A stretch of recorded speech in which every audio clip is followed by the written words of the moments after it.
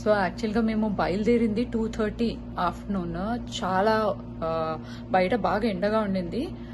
And by the time we reached it was 8:10 in the night.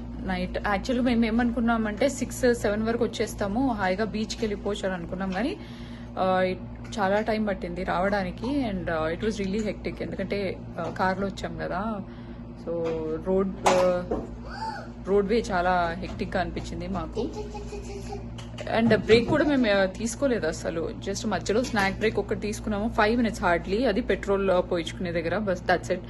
ఇంకా వచ్చేసాము. వచ్చిన తర్వాత ఇట్ వాజ్ ఆల్రెడీ 8:10. లోపలికి వచ్చేసి కీస్ తీసుకున్నాం అనమాట. కీస్ వీళ్ళ దగ్గర, రిసెప్షన్ వాళ్ళ దగ్గర తీసుకొని ఆ తర్వాత వెంటనే డిన్నర్కి వెళ్ళాలనుకున్నాం. ఎందుకంటే ఇక్కడ మాక్సిమం మనకి టెక్సస్లో ఏంటంటే జస్ట్ 9:30 వరకు క్లోజ్ అయిపోతాయి డిన్నర్, ఎక్కడైనా రెస్టారెంట్స్ ఇవంతా. సో ఇక్కడ